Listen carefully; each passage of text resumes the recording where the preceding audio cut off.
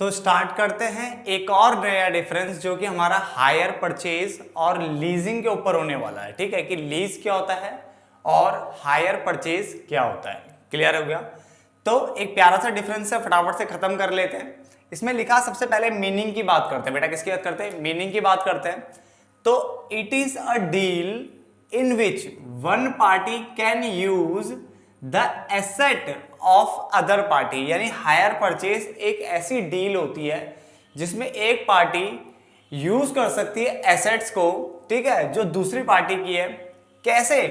For the payment, यानी payment करके, ठीक है, ऑफ इक्वल मंथली इंस्टॉलमेंट, यानी इंस्टॉलमेंट में जैसे हम कई बार क्या होता है गाड़ी लेते हैं, गाड़ी खरीदते हैं, ठीक है ना, और हम पे पैसे पूरे नहीं होते तो हम क्या करते हैं, इंस्टॉलमेंट बेसिस पे हम उस गाड़ी को खरीद लेते हैं। तो वही कॉन्सेप्ट यहां पे आता है हायर परचेज में कि it is a deal in which one party can use the asset of other party, यानी एक पार्टी दूसरी पार्टी के एसेट्स को यूज कर सकता है फॉर द पेमेंट, यानी पेमेंट के बदले, ठीक है, ऑफ इक्वल मंथली इंस्टॉलमेंट, जिसमें क्या है कुछ मंथली इंस्टॉलमेंट बनती है, उसके बेस पे वो यूज कर सकता है। क्लियर हो गया।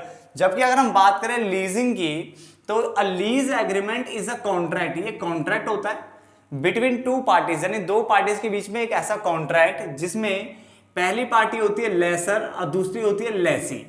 ठीक है, लेसर और लेसी ये दो पार्टीज इसके अंदर देखने को मिलती है।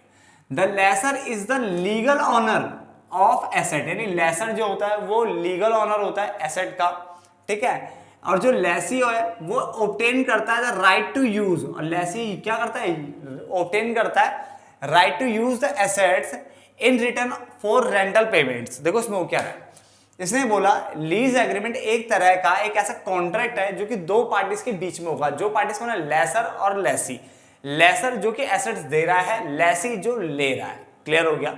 इसने बोला the lessor is the legal owner, lessor जो है वो प्रॉपर्टी का ऑनर है, यानी जो एसेट है उसका ऑनर जो है वो कौन है, लेसर है, और वो लेसी को राइट दे रहा है कि तुम यूज कर सकते हो, यानी लेसी को, लेसी क्या है, ऑब्टेन कर रहा है राइट कि वो यूज कर सकता है उस एसेट्स को, मगर उसके बदले में इन रिटर्न उसको क्या देना पड़ेगा, रेंटल पेमेंट, यानी रेंट देना पड़ेगा, कुछ पैसा देना पड़ेगा। तो वो हमारा लीज हो गया।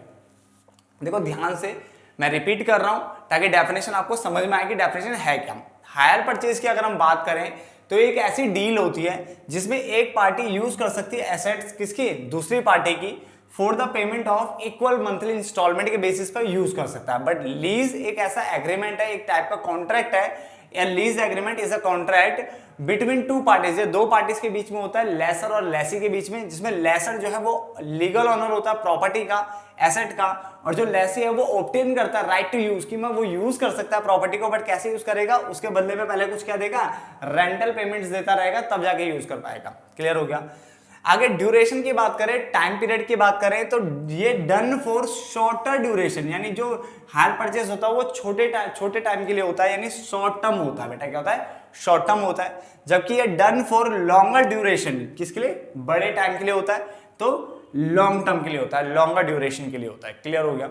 पॉइंट नंबर थर्ड, मेंटेनेंस की अगर हम बात करें, ठीक है ना, जो रिपेयर या मेंटेनेंस करना पड़ेगा एसेट्स में वो कौन करेगा, तो उसने बोला द हायरर, जो एसेट्स को हायर कर रहा है। जैसे मान लो मैंने एसेट्स को इक्वल मंथली इंस्टॉलमेंट पे खरीदा, एक कार खरीदी इंस्टॉलमेंट पे, तो जो मैं हूं मैं ही रेस्पॉन्सिबल होऊंगा for the maintenance and repair of the assets. तो एसेट्स की मेंटेनेंस और रिपेयर के लिए कौन, जिस बंदे ने खरीदी होगी वही क्या होगा, रेस्पॉन्सिबल होगा। बट यहाँ पे थोड़ा अलग है, इसने बोला यहाँ पे लेसर जिसकी प्रॉपर्टी होती है, ठीक है, ऑफन ज्यादातर देखा गया जिसकी प्रॉपर्टी होती है, retains the responsibility for the maintenance, उसी की ही मेंटेनेंस या रिपेयर की रेस्पॉन्सिबिलिटी होती है।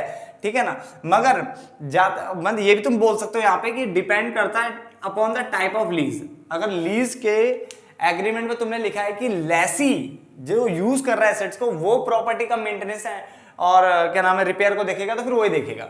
और अगर आपने एग्रीमेंट में कुछ नहीं लिखा या फिर ये लिखा हुआ कि मैं जो प्रॉपर्टी का ऑनर था वो देखेगा, तो फिर बेटा वही देखेगा। समझने की कोशिश करते हैं तीनों पॉइंट एक बार, फिर आगे बढ़ेंगे। ठीक है ना। तो हायर परचेज की बात करें तो एक ऐसा डील है जिसमें one party can use the asset of other party for a payment of equal monthly instalment, जबकि ये एक ऐसा कॉन्ट्रैक्ट है जो कि दो पार्टीज के बीच में हो रहा है, लेसर लेसी के बीच में। लेसर लीगल ऑनर है एसेट का, जबकि लेसी ऑब्टेन कर रहा है राइट टू यूज, वो भी कैसे, इन रिटर्न फॉर रेंटल पेमेंट्स। मैं रिपीट इसलिए कर रहा हूं ताकि आपको यहीं पे याद हो जाए, ठीक है, बार बार रिपीट करके आपके दिमाग में ये चीज ठूसने की कोशिश कर रहा हूं मैं, ठीक है। ड्यूरेशन की बात करें तो डन फॉर, ये शॉर्टर ड्यूरेशन के लिए होता है, ये लॉन्गर ड्यूरेशन के लिए, ये पॉइंट तो समझ में आता है। पॉइंट नंबर 3, मेंटेनेंस और रिपेयर की रेस्पॉन्सिबिलिटी किसकी है, तो जो खरीदेगा, जो हायरर होगा वो रेस्पॉन्सिबल होगा for the maintenance and repair of the assets, जबकि यहाँ पे जो होता है लेसर यानी जो लीगल ऑनर होता है वो ज्यादातर रहता है किसके लिए रेस्पॉन्सिबल, मेंटेनेंस और रिपेयर के लिए वही रेस्पॉन्सिबल रहता है। मगर अगर डीड में कुछ और लिखा है, जो एग्रीमेंट है उसमें कुछ और लिखा है, तो फिर कोई और भी हो सकता है। तो उसने बोला depends upon the type of lease, ये पॉइंट आप याद रख सकते हो, ठीक है ना। उसके बाद डाउन पेमेंट, यानी स्टार्टिंग में जो पेमेंट होती है, बेटा मैंने कोई 10 लाख की कोई एसेट खरीदी और मैंने 2 लाख रुपए अभी दे दिए और बाकी मैंने धीरे धीरे इंस्टॉलमेंट पे दूंगा, तो जो मैंने अभी 2 लाख दिए हैं उसको डाउन पेमेंट बोलते हैं। क्या बोलते हैं, डाउन पेमेंट। तो down payment is required in hire purchasing, तो हायर परचेज वाले केस में डाउन पेमेंट होती है, यानी स्टार्टिंग में कुछ पैसा देते हो और बाकी का इंस्टॉलमेंट बनवा लेते हो, ठीक है। जबकि यहाँ पे ऐसा कोई कॉन्सेप्ट नहीं बोला गया, तो there is no down payment required in leasing, clear हो गया। देन पॉइंट नंबर अगला, इंस्टॉलमेंट की अगर हम बात करें तो द इंस्टॉलमेंट्स आर प्रोवाइडेड, यानी इंस्टॉलमेंट यहाँ पे बनती है, वो भी कैसे बनेगी, प्रिंसिपल प्लस, प्रिंसिपल मतलब मेन अमाउंट प्लस उसमें क्या जुड़ेगा, इंटरेस्ट। तो प्रिंसिपल और इंटरेस्ट के फॉर्मेट में ये बनता है, ठीक है, कि इतना प्रिंसिपल अमाउंट मेन अमाउंट है, इतना इसका इंटरेस्ट बनेगा इस बार का, फिर इतना प्रिंसिपल इतना इंटरेस्ट, ठीक है ना। जैसे अगर मैं 1 लाख की गाड़ी खरीद रहा हूँ, ठीक है, 20,000 रुपए मान लो मैंने अभी डाउन पेमेंट कर दी, तो बचे थे 80,000, मैंने कहा था 80,000 को 2 इंस्टॉलमेंट में दूंगा, यानी 40,000 के इसमें, तो पहले वाले में 40,000, ठीक है, जो मैं दूंगा उसमें साथ में जो भी हमारा 80,000 पे इंटरेस्ट बन रहा है वो भी दूंगा, और अगली बार जो 40,000 फिर जो बाकी बच जाएंगे ना वो भी दूंगा, तो उस पर भी क्या दूंगा, इंटरेस्ट दूंगा। तो मेन जो अमाउंट है वो क्या है, 40 प्रिंसिपल अमाउंट, और उसमें इंटरेस्ट जुड़ के जाएगा, तो इस फॉर्मेट में ये पेमेंट होती है। जबकि यहाँ पे बात करें तो instalments are provided on the basis of cost of using an assets, तो यहाँ पे इंस्टॉलमेंट जो बनती है वो बनती है cost of using an asset, यानी किसी एसेट को यूज करने की कॉस्ट क्या बन रही है उसके बेस पे बनती है, क्लियर हो गया। देन अगला है अकाउंटिंग स्टैंडर्ड, तो यहाँ पे कोई भी स्पेसिफिक अकाउंटिंग स्टैंडर्ड नहीं है हायर परचेज के लिए, जबकि यहाँ पे अगर हम बात करें तो यहाँ पे अकाउंटिंग स्टैंडर्ड 19 AS 19 जो है वो लीजिंग के लिए है यहाँ पे, तो AS 19 में लीज के ऊपर पूरा कॉन्सेप्ट दिया गया है, ठीक है ना। तो हमने यहाँ तक तो पॉइंट कवर कर लिए, कितने पॉइंट हो गए हमारे, 1 2 3 4 5 6, ठीक है। 7वां ऑनरशिप की अगर हम बात करें तो ऑनरशिप ऑफ द एसेट्स, यानी एसेट्स की जो ऑनरशिप है वो ट्रांसफर हो जाती है किसको, हायर परचेजर को, यानी जो बंदा एसेट्स परचेज कर रहा है उसको एसेट्स की ऑनरशिप मिल जाएगी on the payment of last instalment. जैसे ही वो पूरी लास्ट इंस्टॉलमेंट पूरी कर देगा उसको पूरी तरह से एसेट्स की जो है क्या मिल जाएगी, ऑनरशिप मिल जाएगी पूरी तरह से, ठीक है। तो उसने बोला ऑनरशिप ऑफ द एसेट्स जो है वो ट्रांसफर होगी। देखो एसेट्स तो आपके पास आ चुकी है, कार आप ले लेते हो, मगर प्रॉपर तरीके से ऑनरशिप तभी आएगी जब आप उसकी फुल एंड फाइनल पेमेंट कर दोगे, तो ठीक है, यहाँ पे ये लिखा हुआ है।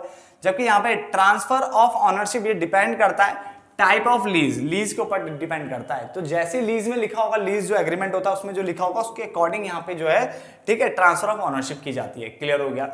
देन हम बात करें the extent of financing, financing का जो रूप है ये ना कौन सा है, तो ये पार्शियल फाइनेंसिंग का रूप है, ठीक है, ये कंप्लीट फाइनेंसिंग है एक तरीके से। तो कंप्लीट फाइनेंसिंग की बात करते हैं यहाँ पे पार्शियल भी है, किसका, पार्शियल फाइनेंसिंग, क्लियर हो गया।